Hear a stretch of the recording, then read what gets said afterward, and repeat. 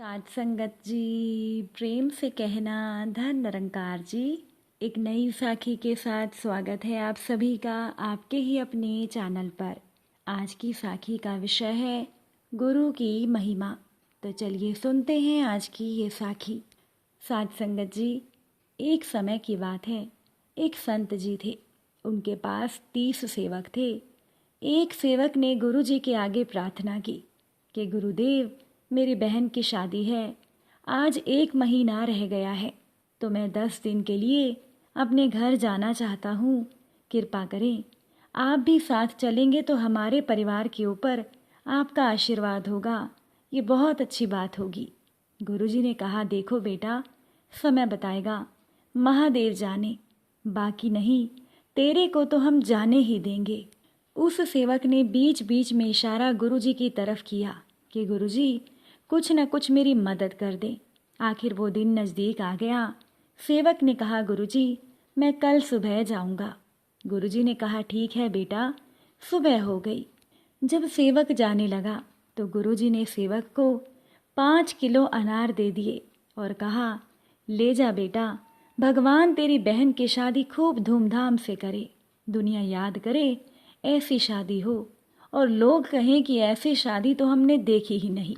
गुरुजी ने उस सेवक के साथ अपने 2 सेवक और भेज दिए और कहा, जाओ तुम शादी पूरी करके आ जाना। वो तीनों गुरुजी के आश्रम से निकल गए।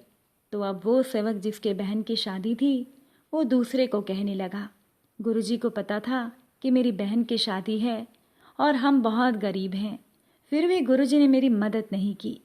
2-3 दिन के बाद वो तीनों लोग उस सेवक के घर पहुंच गए जिसकी बहन की शादी थी।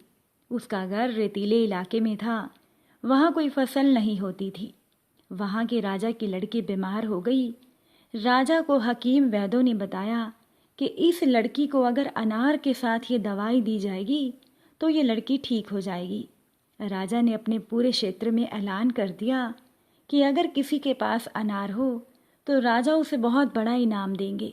इधर मुनादी वाले ने आवाज़ लगाई कि अगर किसी के पास अनार हैं तो राजा को ज़रूरत है, जल्दी आ जाओ। जब ये आवाज़ उन सेवकों के कानों में पड़ी तो वो सेवक उस ऐलान वाले के पास गए। कहने लगे, हमारे पास अनार हैं, चलो राजा के पास। अब राजा जी को अनार दिए गए। अनार का जूस निकाला गया। लड़की को अनार के जूस के साथ दवाई दी गई। वो लड़की ठीक हो गई। राजा ने पूछा, तुम कहाँ से आए हो? तो उसने सारी हकीकत बता दी। राजा ने कहा, ठीक है, तुम्हारी बहन की शादी मैं करूँगा। राजा जी ने हुक्म दिया कि इस लड़के की बहन की शादी ऐसी होनी चाहिए कि लोग ये कहे कि ये राजा की बेटी की शादी है। सब बारातियों को सोने चांदी के गहने उपहार में दिए गए। बारात की बहुत अच्छी सेवा हुई और लड़की को भी बहुत सारा धन दिया गया। लड़की के माता पिता को बहुत ही ज़मीन जायदाद, आलीशान मकान और बहुत ही रुपए पैसे दिए गए। लड़की भी खुशी खुशी विदा होकर चली गई। अब सेवक सोच रहे थे कि गुरु की महिमा गुरु ही जाने। जिस सेवक के बहन की शादी थी वो क्या क्या सोच रहा था गुरु के बारे में, जबकि उनके गुरु जी का वचन था कि जा बेटा, तेरी बहन की शादी ऐसी होगी कि दुनिया देखेगी। साध संगत जी, संत वचन हमेशा सच होते हैं। संतों के वचनों के अंदर ताकत होती है, लेकिन हम अनजान समझते ही नहीं कि जो भी संत महात्मा ये वचन निकालते हैं वो सिद्ध हो जाता है। हमें संतों महापुरुषों के वचनों के ऊपर अमल करना चाहिए और विश्वास करना चाहिए, क्योंकि ना जाने संत मौज में आकर क्या दे दें। गुरु की महिमा केवल गुरु ही जान सकता है। साध संगत जी, एक शिष्य था समर्थ गुरु रामदास जी का, जो भिक्षा मांगने के लिए गांव में गया और वो घर घर जाकर भिक्षा मांगने लगा। कहने लगा, समर्थ गुरु की जय, भिक्षाम देही। अब भीतर से जोर से दरवाज़ा खुला और एक दाढ़ी वाला तांत्रिक बाहर निकला। चिल्लाते हुए बोला, मेरे दरवाजे पर आकर तुम किसी और का गुणगान कर रहे हो? कौन है ये समर्थ? शिष्य ने गर्व से कहा, मेरे गुरु समर्थ रामदास जी, जो सर्व समर्थ हैं। तांत्रिक ने जब ये सुना तो क्रोध में आकर बोला, इतना दुस्साहस कि मेरे दरवाजे पर आकर तू किसी और का गुणगान करता है? मैं भी देखता हूँ कितना सामर्थ्य है तेरे गुरु में। मेरा श्राप है, तू कल का उगता सूरज नहीं देख पाएगा, यानी तेरी मौत हो जाएगी। शिष्य ने जब ये सुना तो वो देखता ही रह गया। उसे आसपास के गांव वाले भी कहने लगे कि इस तांत्रिक का दिया हुआ श्राप कभी खाली नहीं जाता। कुछ लोग कह रहे थे कि ये बेचारा तो इतनी जल्दी अपनी जान गंवा बैठा। वो शिष्य उदास चेहरा लिए वापस आश्रम की ओर चल दिया। सोचते सोचते जा रहा था कि आज मेरा अंतिम दिन है, लगता है मेरा समय खत्म हो गया है। जैसे ही आश्रम में पहुंचा, गुरुजी ने हंसते हुए कहा, ले आया भिक्षा। अब बेचारा शिष्य क्या बोलता। गुरुदेव हंसते हुए बोले कि भिक्षा ले आया। शिष्य कहने लगा, जी गुरुदेव, आज मैं भिक्षा में अपनी मौत लेकर आया हूँ। शिष्य ने सारी घटना गुरु को सुना दी और एक कोने में चुपचाप बैठ गया। गुरु कहने लगे, अच्छा चल भोजन कर ले। शिष्य कहने लगा, गुरुदेव, आप भोजन करने की बात कर रहे हैं, यहाँ मेरे प्राण सूख रहे हैं। भोजन तो दूर, एक दाना भी मेरे मुंह में नहीं जाएगा। गुरु ने कहा, अभी तो पूरी रात बाकी है, अभी से चिंता क्यों करता है। चल ठीक है, जैसी तुम्हारी इच्छा। ये कहकर गुरुदेव भोजन करने चले गए। फिर सोने की बारी आई, तब गुरु ने शिष्य को बुलाकर कहा, हमारे चरण दबा दे।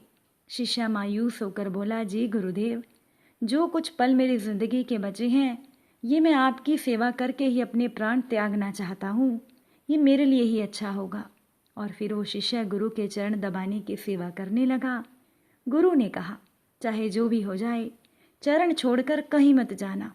शिष्य ने कहा, जी गुरुदेव, कहीं नहीं जाऊंगा। गुरु ने अपने शब्दों को 3 बार दोहराया कि चरण मत छोड़ना, चाहे जो भी हो जाए। ये कहकर गुरु तो सो गए। शिष्य पूरी भावना से चरण दबाने लगा। रात्रि का पहला पहर बीतने को था। अब तांत्रिक ने अपने श्राप पूरा करने के लिए एक देवी को भेजा जो धन से भरी थी, सोने चांदी हीरे मोती से भरी। शिष्य चरण दबा रहा था, तभी दरवाजे पर वो देवी प्रकट हो गई और कहने लगी, इधर आओ और ये सोने चांदी से भरा हुआ थाल ले लो। शिष्य कहने लगा, जी मुझे लेने में कोई परेशानी नहीं, लेकिन क्षमा करें, मैं वहाँ नहीं आ सकता। अगर आपको देना है तो यहाँ आकर दे दीजिए। उस देवी ने सुना तो कहने लगी, नहीं नहीं, तुम्हें यहाँ आना होगा, देखो कितना सारा धन है। शिष्य बोला, नहीं, अगर देना है तो यहीं आ जाइए। वो देवी वहीं दरवाजे से लौट गई। तांत्रिक ने जब अपना पहला पासा असफल देखा, तब उसने दूसरा पासा फेंक दिया। अब इस बार तांत्रिक ने उस देवी को शिष्य की माँ का रूप बनाकर भेजा। शिष्य गुरु के चरण दबा रहा था, तभी दरवाजे पर आवाज आई, बेटा तुम कैसे हो। शिष्य ने जब अपनी माँ को देखा तो सोचने लगा, अच्छा हुआ जो मुझे मेरी माँ के दर्शन हो गए, मरने से पहले मैं माँ से भी मिल लेता हूँ। अब वो औरत जो माँ के रूप में थी वो कहने लगी, आओ बेटा, मुझे गले लगा लो, तुमसे मिले हुए बहुत दिन हो गए। शिष्य बोला, माफ़ करना माँ, लेकिन मैं वहाँ नहीं आ सकता, अभी मैं गुरु चरण की सेवा कर रहा हूँ, मुझे भी आपके गले लगना है, इसीलिए आप यहीं आ जाओ। उस औरत ने देखा कि चाल काम नहीं आ रही तो वो चली गई। रात्रि का तीसरा पहर भी बीत गया। इस बार तांत्रिक ने यमदूत रूप वाला राक्षस भेजा। राक्षस पहुंचकर शिष्य से बोला, चल मैं तुझे लेने आया हूँ, तेरी मौत आ गई है, उठ और चल। शिष्य भी झल्ला कर बोला, काल हो या महाकाल, मैं नहीं आने वाला। अगर मेरी मौत आई है तो यहीं आकर मुझे ले जाओ, लेकिन मैं गुरु के चरण नहीं छोड़ूंगा। बस फिर राक्षस भी चला गया। सुबह हुई, चिड़िया अपने घोंसले से निकलकर चहचहाने लगी। सूरज भी उदय हो गया। गुरु नींद से उठे और बोले कि सुबह हो गई। शिष्य बोला, जी गुरुदेव, सुबह हो गई। गुरु ने कहा, अरे तुम्हारी तो मौत होने वाली थी ना, तुमने ही कहा था कि तांत्रिक का श्राप कभी खाली नहीं जाता, लेकिन तुम तो जीवित हो। शिष्य भी सोचते हुए बोला, जी गुरुदेव, लग तो रहा हूँ कि मैं जीवित हूँ। फिर शिष्य ने रात वाली सारी घटना याद की। फिर उसे समझ में आया कि मुझे गुरुदेव ने क्यों कहा था कि चाहे जो भी हो जाए चरण मत छोड़ना। शिष्य अपने गुरु के चरण पकड़कर रोने लगा। बार बार यही कह रहा था कि जिसके सर पर आप जैसे गुरु का हाथ हो, उसका काल भी कुछ नहीं कर सकता। साध संगत जी, जो शिष्य गुरु की आज्ञा पर चलता है, उसके पास तो मौत आने से भी पहले एक बार नहीं अनेक बार सोचती है। स्वयं भगवान श्री कृष्ण जी गुरु की आज्ञा सर पर ले चले, स्वयं प्रभु श्री राम जी गुरु की आज्ञा पर चले और पूर्ण सद्गुरु में ही सामर्थ्य है कि वो प्रकृति के नियम को बदल सकते हैं जो ईश्वर भी नहीं बदल सकते, क्योंकि ईश्वर भी प्रकृति के नियम से बंधे होते हैं, लेकिन पूर्ण सद्गुरु नहीं। गुरु की महिमा गुरु ही जाने। अगर आज की ये साखी आपको अच्छी लगी हो तो वीडियो को शेयर ज़रूर कीजिएगा। आप सभी से फिर मुलाकात होगी नई साखी और नए विचारों के साथ। साथ संगत जी प्यार से कहना, धन निरंकार।